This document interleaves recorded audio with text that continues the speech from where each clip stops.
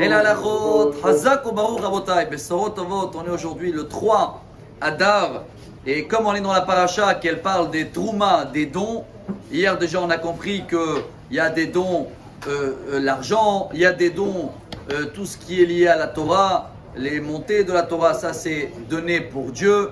Et chers amis, aujourd'hui on va essayer de comprendre, est-ce qu'il y a une solution? Quand je vois quelqu'un et je lui donne une tzedaka, je pense que chacun de nous, il aurait bien voulu savoir que la petite pièce ou l'argent que je l'ai donné, qu'elle ne va pas aller pour une bière qui va s'acheter ou qui va faire avec des jeux de loto.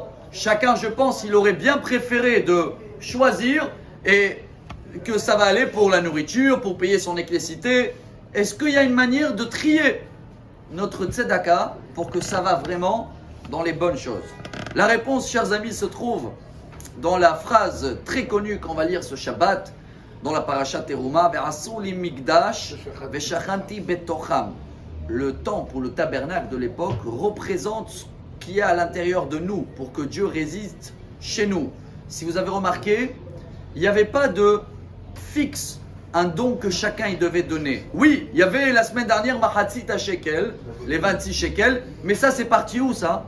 Ça c'est pour faire les socles.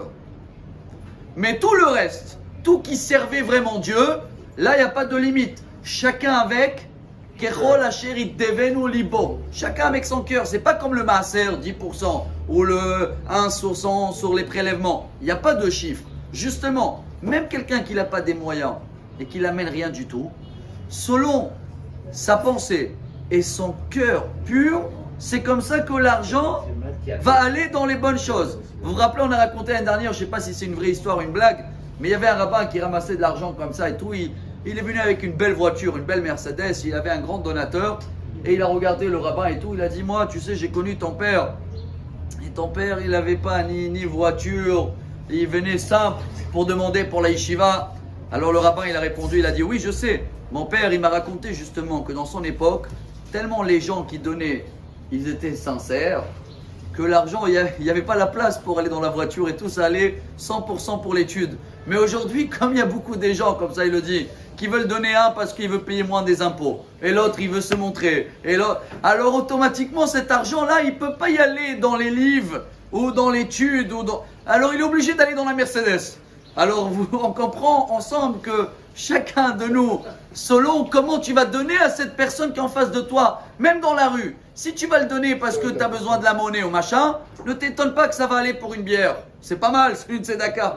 Mais si tu veux vraiment que ça va aller pour du manger pour lui ou pour ses enfants, il faut remettre le cœur dedans. Il faut vraiment penser comme dans le temple. Il n'y a pas de quantité exprès. C'est le cœur qui compte. Si on arrive à le faire, chers amis, on termine avec, parce que le Mishkan, vous allez voir, il y a beaucoup de l'or. Il m'a demandé, est-ce que l'architecte était tunisien? Betzalel, partout on voit de l'or, de l'or, de l'or. Alors la réponse dans la Kabbalah, l'or représente la rigueur. Hein. L'argent représente la bonté. Parce que Zahav en hébreu, ça descend. 7, 5, 2 dans la valeur numérique. Kesef, ça monte. 20, 60, 80. Alors, toujours il y a de la rigueur à l'extérieur, mais à l'intérieur, il y a beaucoup de bonté. Chacun de nous doit savoir aussi faire pareil. C'est pas quelqu'un, un pauvre, il vient, il demande, tu vas le donner aussi tout. Et d'un coup, après 5 minutes, il y a vraiment un autre pauvre qui n'a pas de quoi manger. Mais comme tu n'avais pas de rigueur tout à l'heure, un petit peu de rigueur, tu avais trop de bonté, il ne reste plus rien pour le nouveau. Donc il faut toujours doser, savoir mettre de l'or avec de l'argent mélangé. En fin de compte, le temple, le tabernacle, c'est nous-mêmes. Plus on met le cœur, plus on va construire tous ensemble, sans quantité, avec une bonne attention, un vrai Beth Amikdash Ashlishi, si Dieu veut très vite, avec Mashiach. Amar Rabbi Elazar.